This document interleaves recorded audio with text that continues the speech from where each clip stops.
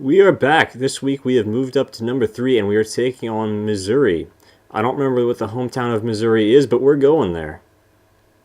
Before we head down to the field for the coin toss, we'd like to remind you this game is brought to you by Coke Zero. Real Coke taste, 0 calories. Enjoy everything.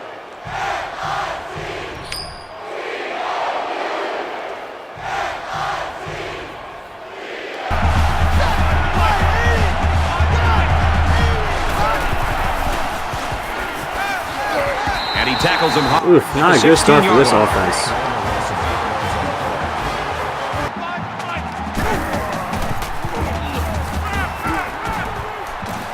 It's caught, first down, and he's out. Oh boy.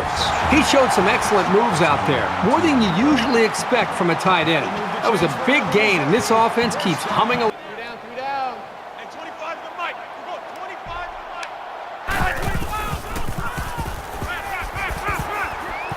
And he just gets rid of it. Even though they didn't sack him, the pressure was still enough to force a bad pass. 98 Weasel!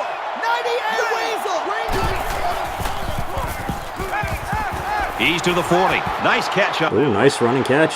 Brought down at the 37-yard line.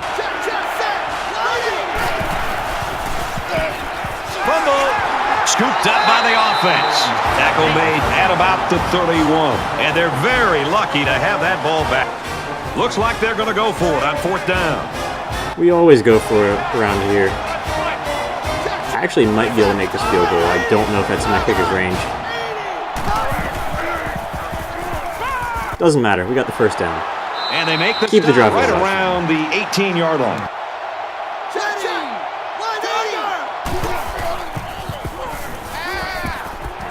Makes the catch and gets Not a touchdown. That's Still the game. kind of play calling and execution I like to see.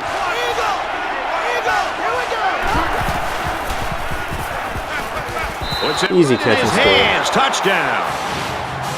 The second in as many games. These guys don't get tensed down by the end zone. Sometimes a young quarterback will make a silly mistake, or a receiver will come down with a case of stone hands.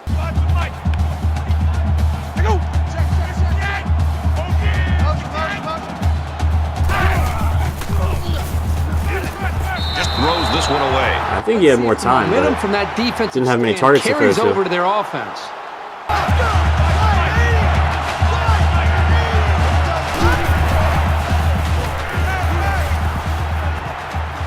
Looking for his man. Oh, he could have had that. Very stern effort there by the defense. Now he tries to buy some time. He Is that a gets sack? sacked on the play. Yes, nice way to end the first quarter. After a quarter of play, we've got a low-scoring defensive battle on our hands.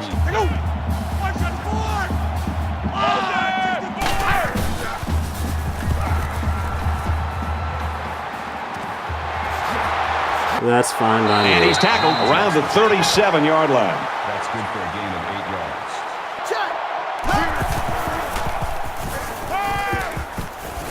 Off-balance throw got him anywhere. And he hits him hard at the 28. This is such a boring game. This is like the Super Bowl. He's at the 40. Fires quickly, and he's got his man. Tackle at the 37.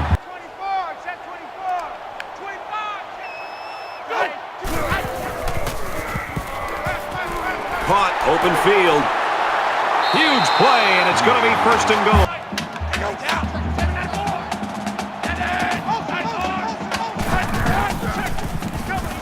Scrambling around. He's gonna shove. What was A that nice play? play I don't there, and understand that's what his just 5th happened. sack of the season. I'll tell you what, this guy seems to give maximum effort on every play. He is so hard to keep off the Oh, he just quarterback. shoved him off. 3rd and goal. Ball on the 13. All right. Hopefully we don't leave the running back completely wide open.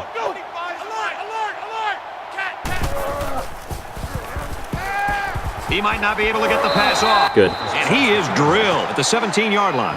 Man, as an offensive lineman, this is the worst thing that you want to see. Is your quarterback not only getting sacked, He had sacks on but 2 getting plays in hit a row. like Good that. job, guy. Those linemen better pick that quarterback. The kick is up, and he got it.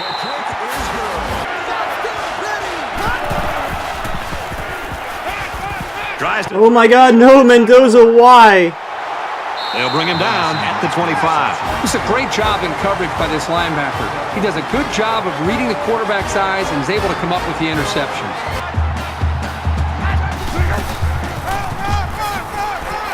They'll knock him down for a loss. Well, you think about receivers coming over the middle taking shots from this safety, but a runner who's still in the backfield?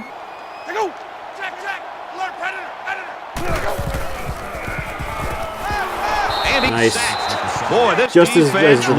really came to play today. Well, they said Just as before I the designed. game that they wanted to put a lot of pressure on this quarterback. They sure stuck to that plan. Kicks away, and he's got it. Here we go.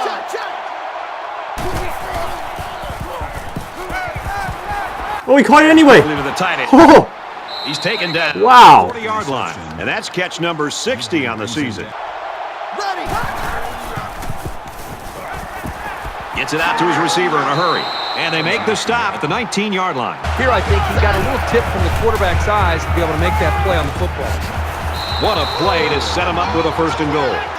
Here we go.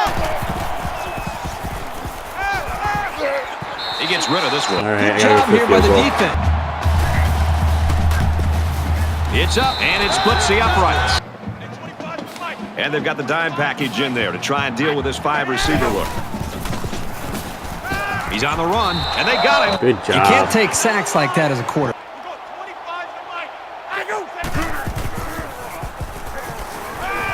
Here comes the pressure. Throws it deep. Oh, pick that off. Intercepted. Ready. Check. Omaha. He's Big hole. and he's tackled at about the 17-yard line. Regular. Let's go. They bring What? back down. And for Parker, he's got 2 Do we even sacks have over an there. offensive lineman How blocking important is there? this play? It's a tight ball game, and he makes a big Just sack on third went down. through everybody. This guy is a No one even clutch tried to block him. performer. Well, this is nothing more than a chip shot. Kicks up, and it is good.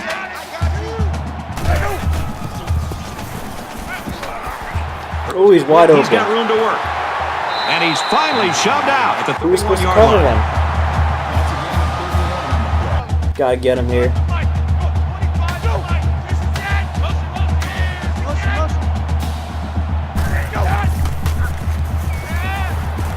Ooh, There was good pressure What a coming in, jumping but he catch. stood his ground and found his teammate for a nice gain.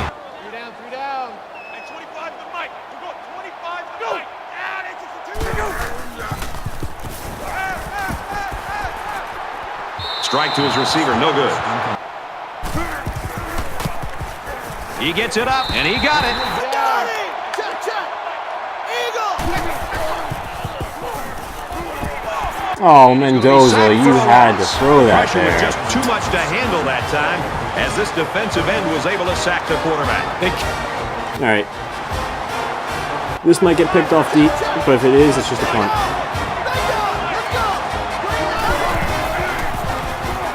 Going long. And he hits Caught it. hard Nice. at the 49. That's good for a gain of 31 yards. I don't know if I've used this play here before. Check. Omaha. Oh, you got to get rid of For a that. sack on the play. That's a loss of 6 yards. The fourth quarter is going to decide who wins this low-scoring affair. Troy's up by 4.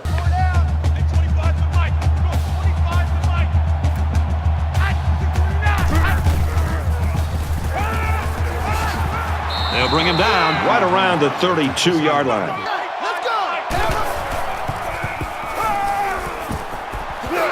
And he's level at the 44-yard line. Not a real fancy play here, just a smartly run route.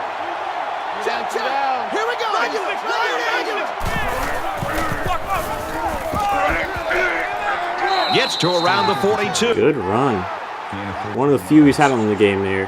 And here's another third down.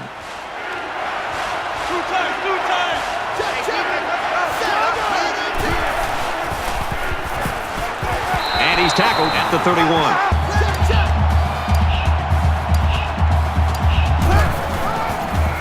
Get in there. And And down he goes, just outside the goal line. Nice job by the running back, and that'll get him 7, maybe 8 yards. Third down. Gotta make sure this is the last play of the game. Great 90. Check, check. 200 check. 200 check. Or not. Down. Still got the touchdown, though. And that does it. We got to win on the road against a good team. A big score here late in the fourth quarter, and now they've given themselves some breathing room in this football game. They're hoping for a miracle, but I seriously doubt we're going to see one today. This one's over, folks. Just time for one more play to get some stats, so don't be surprised if you see everyone trying to pick this one off. He wants it all, going long, and it's intercepted. Speak it into existence. Everyone's trying to get that pick. Joseph Norwood, the second safety.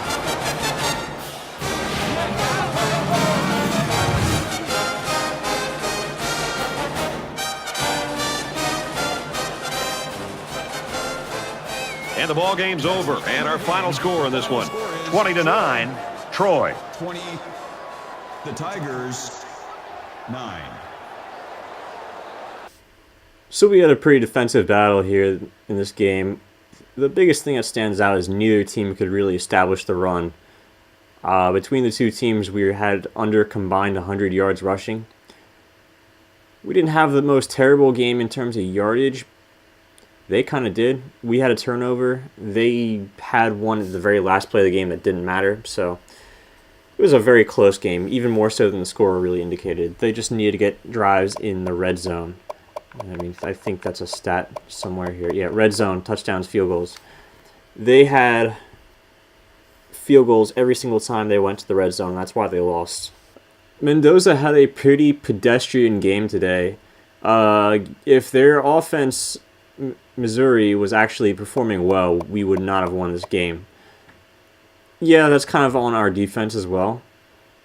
But Mendoza should do better, and I expect him to continue doing better than he did in this game.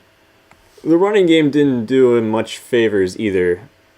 We had a combined 89 yards on 29 carries. I don't know what the math is on that, but it's not good. We did get that touchdown at the very end that sealed the game, so that's a positive to take away. We had a couple of long passes, 30 yards here, another 32-yarder to Ramirez. Parham was really the one moving the chains most of the game, though, so he was always open, made the catches that were contested. Kind of makes sense that he was a possession receiver, as you can see up top there. It always makes things easier for your defense when you're getting a decent number of sacks. We had 5 combined sacks. We had 2 from defensive end Trevon Mathis, 1 from the outside linebacker John Jones, 1 from the safety Matt Yates, and then 1 from the defensive tackle Marcus Webb. Most of these names you hear doing getting sacks week in, week out. But Matt Yates, the safety, you don't see that too often. Of course, Joseph Norwood had the 1 interception to finish off the game there. That really didn't matter, but hey, good for him. We did have 2 more prospects commit to us. The stud steel defensive end Terry McCarthy. He's out of Fayetteville, Tennessee, and he's going to be a big impact player for a long time for us. Him and Chris Marshall are going to be one heck of a duo to contend with. And the other commit we have is the center Brian Gilmore out of Window Rock, Arizona. I don't know if we have any other Arizona players on our team, but Brian, I don't know how much he's going to play. It really depends on how many players we have stay around throughout their entire 4 years. It really depends on. So defensive tackle Patrick Green, he did have his visit with UCF, and they had a very good visit. That said, we are still right on their tails, and I think we are going to be able to edge him out for Patrick. It's probably going to be an off-season battle, but I'm content with actually spending all of my points on him if I need to. Ismail Summers, a similar situation. It really depends on how the visit with West Virginia goes. I think we should have him. I wouldn't really worry about that. Randy Moore will commit after we have our visit coming up this week. Same thing with Chris Rice.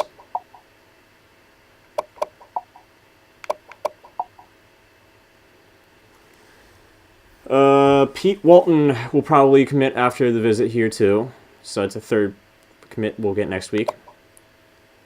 Eric Clark is probably going to be more of an off-season contention, but no one else is going to really fight for him, so as long as we don't completely ignore him in the off-season, he should come here too. Udlane Harrell is in a similar boat, but Oregon State could snatch him away in the off-season if we don't really go after him that hard. I wouldn't be too upset if they got him, really, but I'd like to have him. Ben Butler, not really much to say about him. Another defensive tackle. If we don't get him, we don't, but it'd be nice, I guess. Got quarterback Matt Jones. No one else is really strongly committing to recruiting him, so still, it might be late in the season so much that we don't really have the push to get him from anything else they originally wanted to go for. Like, Memphis right there seems like if they approach him in the offseason, they could definitely snag him away without much effort. Reggie Davis, I think we can lock up in the offseason, but not before the season ends. There's only 2 weeks left. And Keith Langford will be another late offseason maybe. And next week we take on fellow Big 12 newcomer, the Arkansas State Red Wolves. Now I know what you're thinking. Arkansas State? Who are they? What have they done to warrant being in the Big 12? Well, it turns out in this dynasty of mine that they've actually been a pretty good team, and they've worked themselves up to a 4-star prestige with 2 bowl game appearances in the last 3 years. I think both won, so they might not be the caliber of UCF or in this dynasty Troy, but should be something to write home about. Better than Kansas, that's for sure. Still, this could be a rivalry of sorts. I wouldn't mind.